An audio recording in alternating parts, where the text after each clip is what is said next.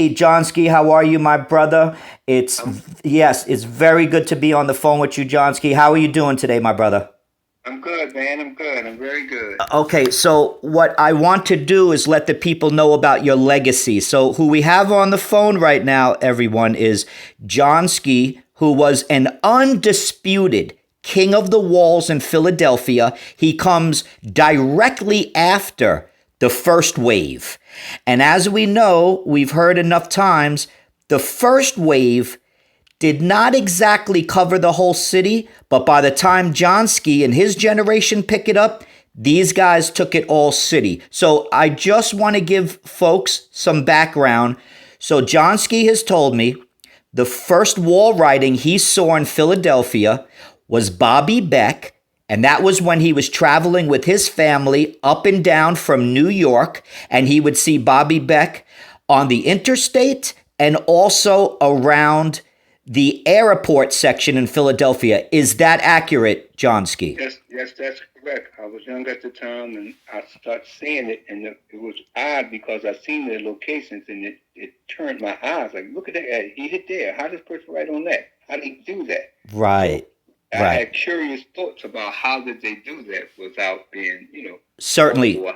So to give people a good timeline, 1969, you're about 9 years old and you see Bobby Beck. But then your family moves to Kensington, the neighborhood of Kensington in Philadelphia, and there's two riders that you saw, and you got to know these guys later, and that was Lemon was one of them, and the other one was Laugh a Lot. And you let me know that these two gentlemen were Puerto Rican. Was that accurate as Yeah, well? yeah, yep. They were Latino writers. Okay, and did They were you get to know them after? I'm, I like when I got a little older, they had a had a little small gang called Fourth and Cumberland and Fourth and Huntington, and Lemon used to hang around a lot of guys that was in that area. So that's how I got a chance to meet him. And he said he seen my name, and when you see someone that you've seen his name before he seen or you seen your name, and he said he seen my name, how did I do this and how to do that? He asked me questions before I was able to ask him those same questions that he was asking me. Okay. So it was inspiring for me to hear someone that I look to as an inspiration to write graffiti. Right. And now it's very good for someone from the second generation to be able to join me on my platform so that we can clear some stuff up. So I've spoke with Cool Earl about this and I've spoke with the Klepto Kid, and they told me they never try to front or make themselves look bigger, and they said they did not hit the whole city. But your generation, you guys are the ones that were inspired by them and then got the passing of the baton, and it's you guys who really are the first writers to go all city. Is that accurate in the history of Philadelphia's wall Well, writing? that was the theme of most people, like in the early '70s and part of the '80s. That was the theme of people to do the whole city. But what happened was most writers they had to get a person that would trigger it. And I was sort of, this is not ego, I was sort of the person that triggered a lot of writers to do other things because I would do it first. So Yes. now they had to either compete with me or do something that I didn't do. Yes. And without a doubt, it's like I said in the title, you're undisputed. You went and took it to places like, for example, you were telling me how you started to bring the rooftops into effect. Is that correct? Right. Yes. Right. Yes. And Because now, when you write when me and a couple of people after me started writing the rules because other people were called themselves the king of the walls as the title that was everyone was trying to reach. yes, I did not, and other than me, my biggest competition when I was writing was a gentleman by the name of Tank NP. yes, He was my biggest competition because we were best of friends, but me and him competed with each other in doing certain things. We wrote together, but we would do things odd with each other and things like that. And right. so that was the competition, not older school. They was our inspiration, but my competition came from people that came within my era of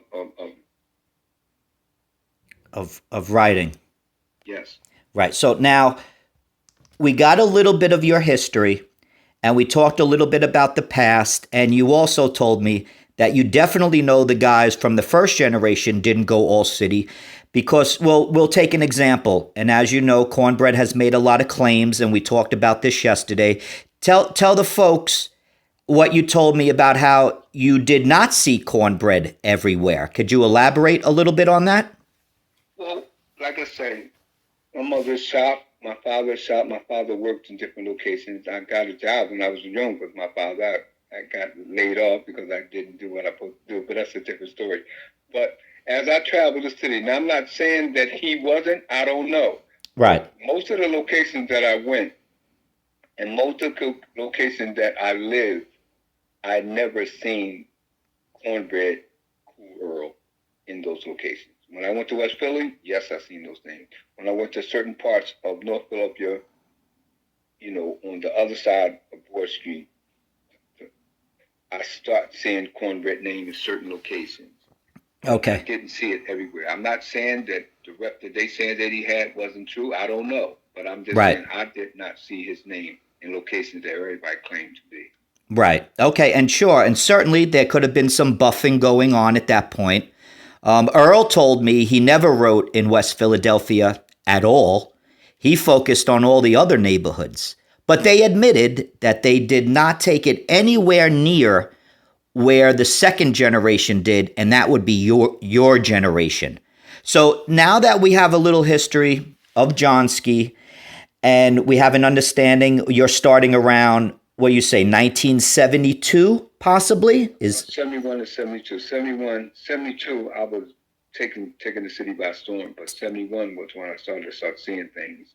Right. And it gave me inspiration to do things. Right. And now you always made the newspapers. So I'm going to put one of the newspaper clippings up on when I put this video up on my YouTube channel. And one of the very, very big articles that I know of seeing you in was with a few of your other friends. And that was an article that came out in the Philadelphia Daily News, May 29th, 1974. And that was written by Chuck Stone. And the title was Graffiti, Artistic Obscenity. And in that article, and you want everybody to know that they might have gotten your age wrong. You were a little bit younger and they might have said that you were 16. But you want everybody to know that you were a little bit younger than that. I was 2 years younger than 16 years old. Got you. 2.5 years younger than 16 years old. Got you. So, Tap, yes, and that would have to be because you're born in 1960. So there's no way you could have been 16. And the other individuals that were in the article with you are Tap, Tank, and Mo. And you were telling me that you were very close with all of these guys, right? Right. Can I give you something else? The picture, the name that they have of Tap is Tank, and the name that they have of Tank is Tap. Wow, so they mixed the pictures up with the names. Yeah, that's very good to know. Yes, and Tank is a very popular name as well. Task, the T's and the A's were very popular. Am I correct? That's right. Yeah. Right. So you see a lot of that. So now we know when I put the photo up, when we see the photo of Tap, that's really Tank. And when we see the photo of Tank, that's really Tap. That's really Tap. Right. So and that's truth. That's truth. Yes. And what's also happening now is we have an article from 1974. You're in the newspapers. And we won't go through all the articles, but let's jump 10 years down the line. And there you are in the news again with Mayor Good. And he's asking you to come and work with him. I have the photograph of all you guys.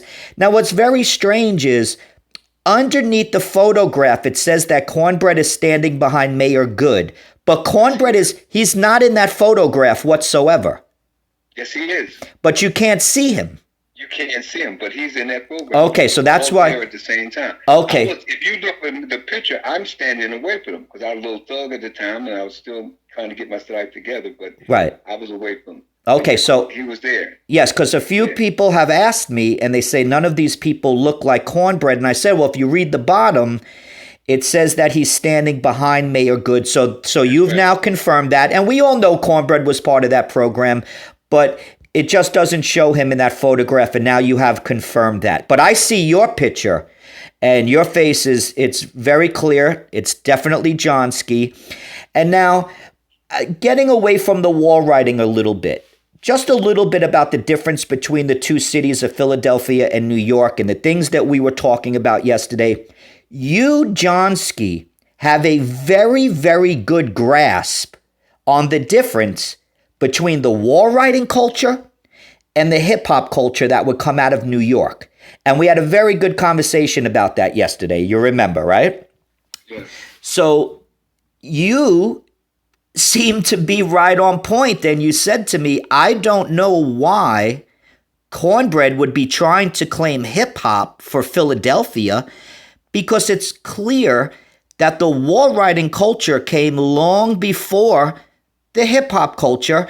And you also feel that the two should have their own space as far as being individual cultures that stand on their own 2 feet alone. Is that correct, Jonski? That's true.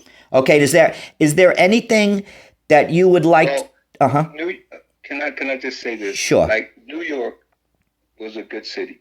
It was the graffiti capital of the world. Philadelphia was the wall writing capital of the world. The two names were different with what we did. We did the same thing, but they called themselves graffiti artists. We called ourselves wall writers. Can that be known to everyone who read this article or whatever? And another thing that we both agreed on was that beside Top Cat, that's already way down the line into the history of things. Beside Top Cat, you are a firm believer that you know that Cornbread did not send us graffiti and vice versa, that we did not send anything to you guys. See, we both started these things organically in our own cities with no inspiration from outside of those cities. And would you say you agree with that? I would agree with a portion of it. I don't know, although I can't tell you the whole concept of it, but I would agree with a portion that most of the graffiti that was started in Philadelphia started from gang writers. Yes. Gang was the first writers to write graffiti on the walls because they had to write their gang name and their gang. Yes. Most writers emulated that and just wasn't from gangs, so that's how regular writers started, regular wall writers and regular gang writers. Right. So you had writers in Philadelphia. I would like to say this as well. You had writers in Philadelphia that were from gangs, but they were also wall writers. Yes. So between the gangs, between a little bit of Bobby Beck, a little bit of Kilroy, this is what the kids were seeing in Philadelphia. And that's how your movement begins. And it's always good to point out that a gang is an opportunity for you to get your name on the wall. Right, Jonski? You know what I mean? Yes. So you see the gangs putting their name up. Guys are seeing Bobby Beck. You told me you didn't see Kilroy. You were aware of him, but you didn't actually see Kilroy. Is that correct? I've never seen his name, but I've heard, during being a wall writer, you hear names of other writers. Right. And Kilroy... I'd like to say, before we go any further, yes, the first two writers who was also some of the top inspirations to me was two Latino writers named Lemon, who was Latino, yes, and another writer by the name of Laugh a Lot. Yes. We heard their names. They were inspiration to us as well. We heard about the Cornbreads and the Coors a little later, but we heard Lemon and Laugh a Lot and other names that was in that community that I lived in and throughout the city. We heard those names. And you're talking again about Kensington, correct? Kensington and I lived in Frankfurt, and then I lived in Kensington. So would you say that Lemon and Laugh a Lot went outside of their neighborhood to write? I would say that outside, when they I can't say because I didn't travel everywhere at the time when I to look for their names. But most of the locations like North Philadelphia, certain parts of a lot of parts of Kensington, uh, uh, 20th and Green, the areas there, which was a Latino community. Those areas up there, 20th and Green, 20th and Mount Vernon, and places like that. I've seen their names at different times in those locations. Got you. Got you. So early on, though, we do know, and we want to give the proper respect to who started the citywide movement. Now, Bobby Beck, who was, I've done a lot of research on Bobby Beck. He was a Caucasian dude. He came out of the Army. He drove a truck in the Army. And then he started to drive a truck around Philadelphia. He would park the truck on the highway. And you know, Jonski, the cops don't really bother trucks on the highway. They let them get their little break in. You know what I mean? So Bobby would go behind the truck, write his name, and then when the truck took off, there you have it. Bobby Beck is love, or Bobby Beck 59, or Bobby Beck was here. So we want to give Bobby Beck his credit. But when it comes to the citywide movement with the teenagers, it is undeniable, I feel, that was started by young black teenagers. You would agree with me on that, correct? I would agree. Most throughout the city, some Latino, like I said, Lemon was writing for me. Right. They were writing before me. Mm-hmm. Maybe a couple of years before me, but they were writing before me, and they were Latino. So I can say that, but the percentage of writers that were writing during my time and a little bit before my time were African American. Yes. But there were Latino writers in Frankfurt and in Kensington. Okay. They were white writers. But they Yes. wasn't doing it from a rep perspective, but you remember their name. Got you. And you made friends with everybody. We'll get to the crew in a minute. But you one of your best friends was Mo, little white dude who looked like me, blonde hair, blue eyes. Am I correct? That's right. And he was also in that article at Oliver Stone. I'm going to put their photographs up. And to just fast forward a little bit, the wall writing brought a lot of teenagers together who might not have ever crossed paths. And your particular crew, the Hip City Swingers, you told me you guys had Spanish writers, you had black writers, and you had white kids writing all in that And crew together. We even had Asian writers. There you go. Asian writers. So what were their names? One name was Evil, and I can't remember the other one, but we did have two Asian writers that were from Hip. And our club at that time was called Hip City Swingers.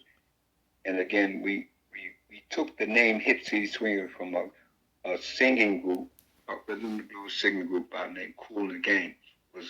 And they had a song called Hollywood Swingers, and we just took that and called ourselves Hip City Swingers. Exactly. Okay. So Hip City Swingers had kids of all nationalities in it, and that's the beauty of wall writing. The situation in New York was a little bit different. It actually starts with white kids and Spanish kids, but everybody eventually joined in, and you had the very same thing. You had multi-racial and crews that just had kids from all different walks of life, and it was a beautiful thing. So one thing I want to point out is that all of this happened way before we have the hip hop culture in New York City. You know what I'm saying, Jonski? Yes.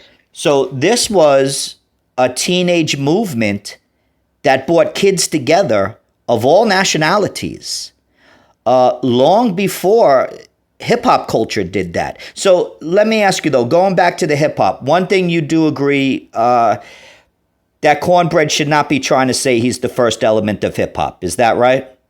Because it was rhythm and blues out when he started. It was rhythm and blues out when I started, really. I mean, he's a couple years older than me, a number of years older than me. Right. But rhythm and blues out. Yes.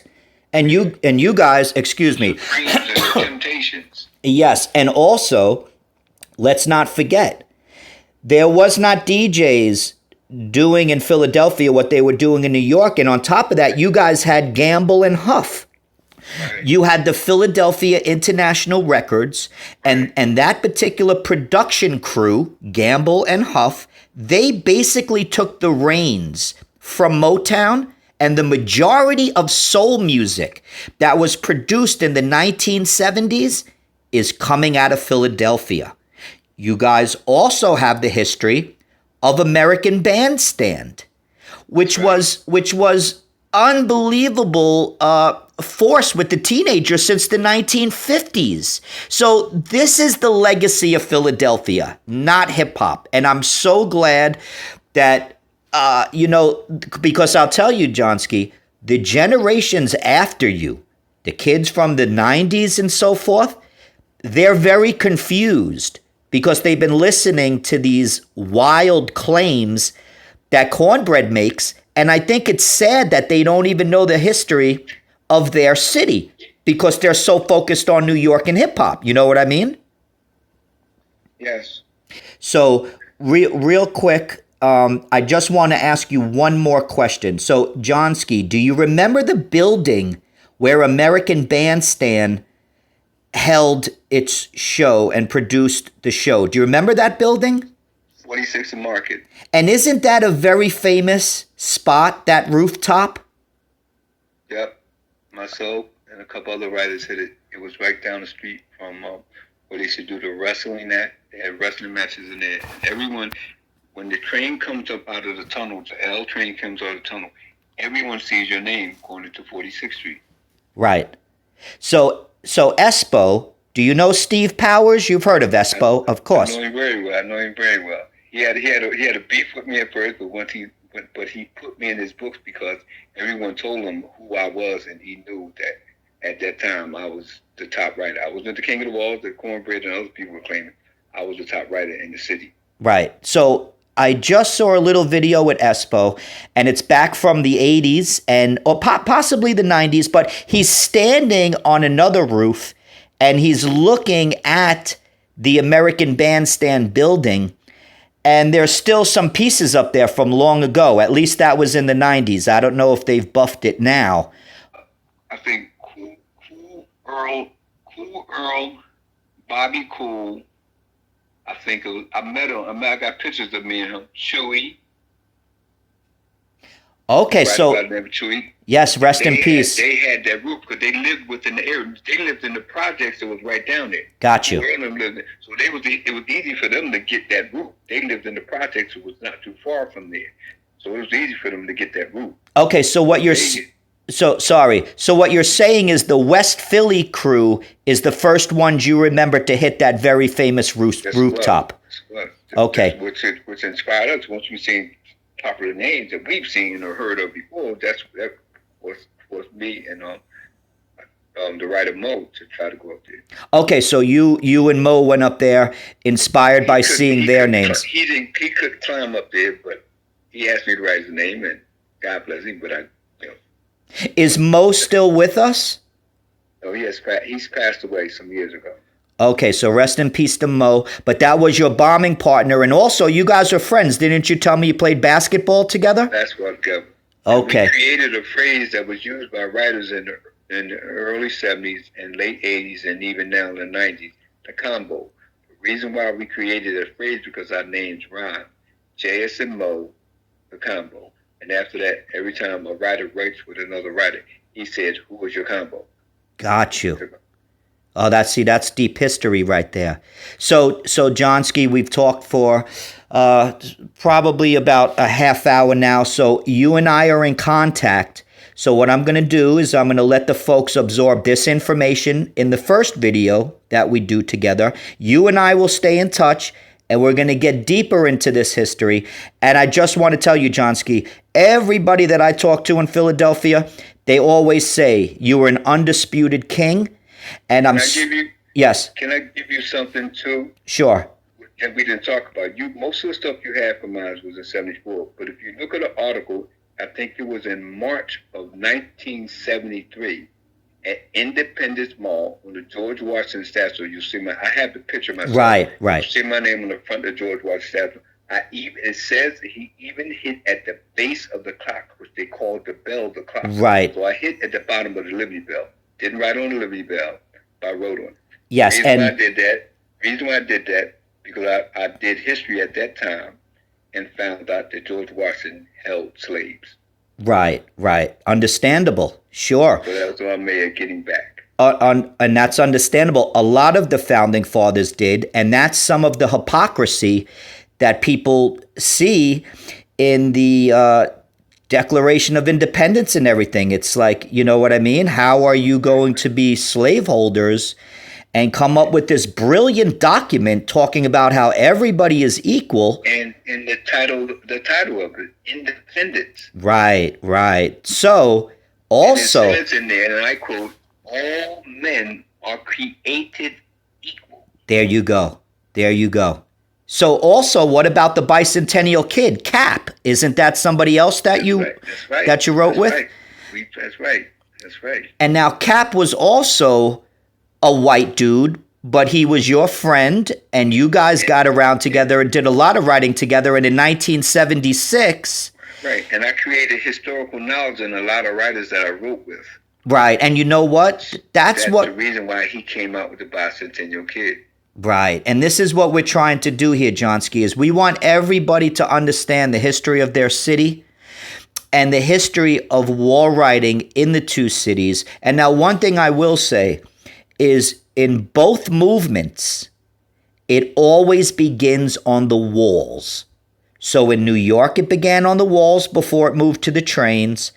And in Philadelphia, it began on the walls before it moves to the trains. You hit walls, you hit mailboxes, lampposts. You know what I mean? Am I right about that? Well, most of the stuff I did, I tried to do stuff. I did stuff. The phrase that we use, writers used to use, called walking routes. Yes. So we will walk bus routes, we will walk train routes and things to the effect. So that way we would hit that, the way the train is coming, the way the bus is going. So that way you will see it. I would write on roofs. So, I put my first roof I wrote was to Kensington and Huntington. When it comes out of Huntington Station, it goes to York and Dauphin Station. But I put Jazz, what a way to start the day. Yes. And the next year I put what a way to start the day, up in the morning with a can of spray. There you go. And you know what? Walking the routes, that's how you go all city. That's how you go all city. And so that's a perfect way to end this. Jonski, thank you so much for your time. And you and I, my brother, have had a few conversations already. We're going to stay in touch. I got one other thing for you. Sure. Next time you do call me. Okay. If you ever get a chance to look at the very first Rocky movie, you'll see my name at the bottom of the store when Rocky points at the dog in the window. I'm going to look that up. I became famous after everybody. John, we see your name. The very first Rocky movie. I'm going to look that up, and I'm going to put that up on the video. So, Jonski. When he's walking down the street to go into the store, because I used to live in that area. And when he's walking down the street, and I did it before the movie even came out. So when the movie came out in 1976. Yeah, around there. Maybe. I did it before them. My name was there before them. You'll see right at the bottom of the store it said, so, right. And I became bigger than life at that time. Where do you think that is in the movie? Is that in the first hour? Is that in the beginning of the movie? The first hour, not like the beginning and the first hour of the movie. When he's walking down the street, on Front Street. He's walking to the pet store. Right. His girlfriend works at the pet store, right? Pet store. When he was walking to the pet store to go see her, right at the bottom of the store, you can't miss it. Everybody was calling me up. That's when we had to spin dial phones and stuff like that. Sure. And everybody was calling me up. John, man, we see your name. Yeah, there was a bomb drink something like that. So not to knock Cornbread or any other writer and stuff like that. My popularity came from actually writing, not from people talking about it. There you go. Afterwards, they seen it. That's when they talked about it. That's great. That's great right there. I just sit on the L. Another thing I got for you. When I used to ride the L, just to see what people say. People look at that guy. That kid, he should be doing something. He's better than that. He's talented. He needs to do better than that. When they see your name on roofs and stuff like that. Like I used to write slogans. Like, what a way to start the day. Right. Up in the morning, can't wait. Today the city, tomorrow the world. But Cool Earl and them wrote that first. Cool Earl and Bobby Cool, I think they wrote that first. What a way to start the day. And I just added to it. Got you. Because that phrase came out of a movie. I don't know what movie. What a way to start. I'll ask Cool Earl about that. I'm going to be speaking to him tomorrow. Ask him about that. The phrase, what a way to start the day. Because yes. They put that on the roof. We seen that, and when we seen that, that's what made it. I was writing slogans like, his back, hits and splits and stuff like that. But when I Right. seen that phrase, I said I had to put something poetry, because that way people don't just see your name, they read something that you wrote. You know what I mean? Yeah, so thank you so much, Jonski. I will stay in touch and we will talk more, my brother. Thank you for all the Got history. one more for you. Got one more for you. You got me started now. I wrote one on. I wrote one in Frankfurt. You see this one? I wrote. You see this one? You remember my last one? And wait for my next one. Okay. And that's how we're gonna leave this. We're gonna have some more slogans next time. And thank you so much, Jonski, and I'll speak to you soon, my brother, okay? All right, man. All right. Peace, Hey, you have a peace. good night, Jonski, and thank you so much for sharing your time with me. If next time we speak, I give you my address. Can you send me that picture of my name on the at that you have? Yes, I will definitely try to do that. I really do. No doubt. I think I throw it away or it got lost or got water on it or something like that. I don't know. But good talking with you, man. Yes, Like I say, yes. like I said, we're not knocking bread, but we're trying to get truthfulness. So all that creative frame that he's trying to grab, instead of creating other, collectively putting other people into Yes, the history yes. and the culture of it. Yes, he's not That's the wrong. first. That's wrong. He's not the first in Philadelphia, so he cannot be the first in New York City. So thank you so much, Jonski, for that insight, and we'll talk Peace. soon, my brother. Yes, peace, my brother. Take All right, care. have a good one, man. Good talking with you. Yes. Peace. There's been stories about the Liberty Bell.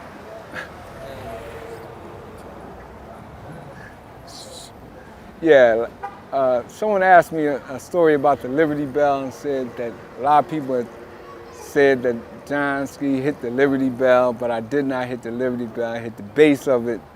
But at that time, I was just, testing some of the security at that time in their locations, or what the case may be.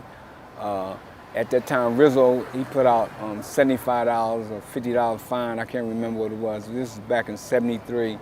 He put out a fine on me, and I was really scared to come out the house, and I missed a lot of days of school, what the case may be.